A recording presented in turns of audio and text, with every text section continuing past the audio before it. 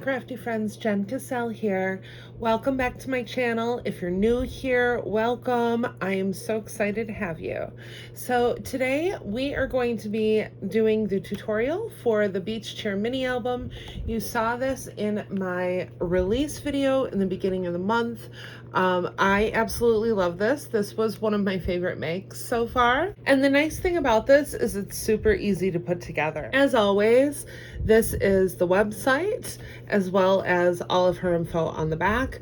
Make sure to use that hashtag Scrapdiva Designs for some amazing inspiration. As always, if I've inspired you in any way, please feel free to use my coupon code JEN10 for 10% off your purchase at the shop. I really appreciate it. When you're using my coupon code, I do get a bit of a kickback, so it helps me to continue creating all of the projects you love. First, let's go over the different components of the die and how many times I cut them. So this front die here, this is going to be the wood slats of your beach chair. And it also has the ones for the bottom as well. These are going to all cut separately. On this page here, you're going to see the entire beach chair. So this is going to be your top layer of the beach chair. Your slats are going to go over this. You have a stitched layer in the back, which you can see I did as the blue and white here. I used the Maggie Holmes Sunny Days for that one. And then you have the base of the mini album, which I did in pink for this. In addition to, you have these extra components, which are just your front rings or the front panels of your chair. And then you also have Enjoy. So I've done my base piece in this hot pink. If you're wondering what colors that I'm using, this is Berry Blast from Basil. This is going to be my stitch layer. I've cut both of these twice. So this one I've already glued together. I really want a nice sturdy base for this. So I did 110-pound cardstock for this. And then this is just a Creative Fabrica tropical pattern that I found that I cut 2 of these, and then that is going to go one on top of the hot pink and the other one is going to go onto the reverse of the hot pink. Then I did this back piece that this time I cut it in white. I was doing it in blue here, but I wanted to kind of play with it a little bit. These I've cut once through for the whole thing, and then I cut it through once again, just so that I can have these bottom 2. I wanted 2 extra of this bottom. And then I've also cut these 2 and this, and I've cut these twice as well. Once they were cut, I ran them through this embossing folder. This is a Tim Holtz Alterations one. It's got a wood slat to it. You want to see the interior, that's kind of what it looks like. But this is one of the 3D embossing impressions. So I did want to do a quick tip. When I put my paper inside these 3D embossing folders, I'm gonna lay my paper like this, and then I come in with just a little bit of water. I like using the mini mister for this, and then I'll just spritz it with just a couple sprays of water and I run it through, and you really get a nicer impression when the water has kind of like permeated your paper a little bit. It softens it up and it really just does leave a great impression. In addition to, you're also going to want a piece of paper that is cut to 8 inches. Now I have cut mine at 2 1/4. And that's because I am widening this base by a 1/2 inch. So figure out how wide you want your beach chair to be and add 3/4 of an inch to it to get your measurement for width. So for this one, I wanted it to be 1.5 inches. So I cut mine at 2 2/4, and then you want 8 inches long. You're also going to want a piece of acetate, and I've cut my acetate to 4.5 by 1 3/4. This one will not change regardless of how wide your beach chair is. I'm going to glue all of these together. Remember, I'm doing my pattern paper on the back so that I have a cute little overlay like this. This is going to be the back of my beach chair. And then I'm going to layer this one on top, and then I'm going to add my beach chair layer, just like that. And these are all going to get glued to one another. I'll be right back. So I've glued all of these together. I have my backing on. I have this front piece. I have cut an extra one. We're going to be working with this now. And then I've also got my 8 by, let me see, 2 1/4 piece here. We're going to be scoring this piece now. I'm going to score at 3/8 of an inch. Grab this right here and bring it down on the long edge. And then we're going to flip it and do the exact same thing. 3/8 of an inch.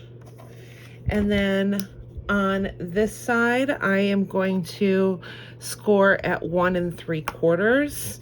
And once again, score at 1 3/4. This should be as long as your chair now. Okay, now I am going to add some notches to this. So grab those scissors, and this is just going to help your piece move a little more freely. So when you're done, you should have something that looks like this. And of course, you're going to fold up on these score lines. Make sure when you're done, you're using a bone folder on these so that you get a really nice edge. So now we're gonna grab our scissors again, and right at this little notch, this little notch right here, I am just going to cut flush with this and do the exact same thing on this side. Grab your scissors once again and cut this flush with the bottom of your chair. And this is just going to give it some stability. I added a bit of Barely Art glue to the long side, and I am just going to center it and line it up right at that bottom. I'm going to do the exact same thing with this piece right here. I'm just going to line everything up.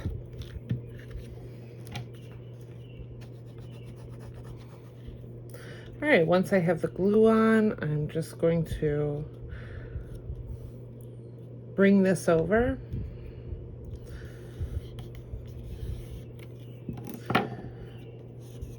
While I still have this flat, I'm going to attach my pieces.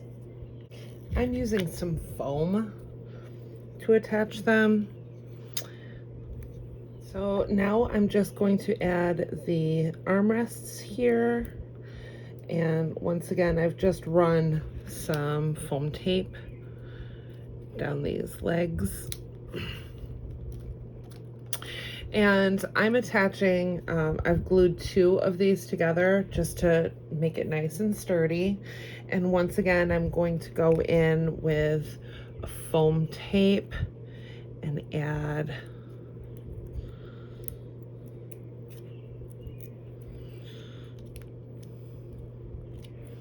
just a little something extra. It's all in the details, right?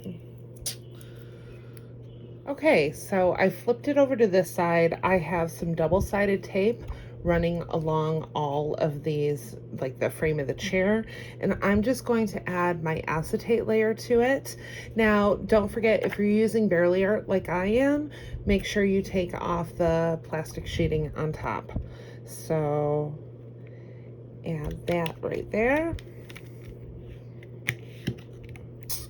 And while I have this open, I'm just going to start adding all of my wood pieces to this. And I'm just going to use Barely Art to glue everything down. Okay, so I have all of my embossed pieces on there. I've purposely left out the legs. I don't have any backing right here either. I suppose you could have cut more if you wanted to. And I did add one down here. I did not include the last slat. You're not even going to see it anyways. But now I'm just going to add some glue to both sides and bring it up.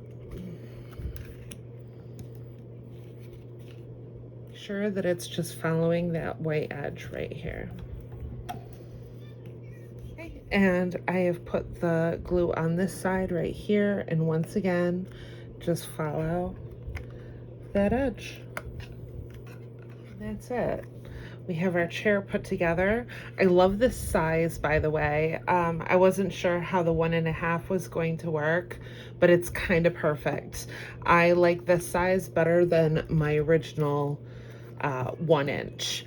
I like the stability adding this extra 1/2 inch adds, and once I get everything decorated, it's really going to have a lot more weight to it. I said that I was going to do this one a little different, and I just wanted to show you guys some of the embellishments that I created for this chair. So I really wanted to go with like a tropical vibe, so I ended up cutting this super cute palm tree out. This is a Cricut cut file. I will leave it in the description box if you guys want to check it out. The other Cricut cut file that I used was some monstera leaves that I wanted to try. And I cut this at 2, and I believe this is like 2 1/4 tall. And I have those both in the light and dark green that I used in the palm tree. And the rest of them are Scrapdiva dies. So, well, I did pull a few shells because I'm not really sure. I wanted it to kind of look like Plumera. I didn't see a specific dye, but these were some of the dyes that I had stashed with.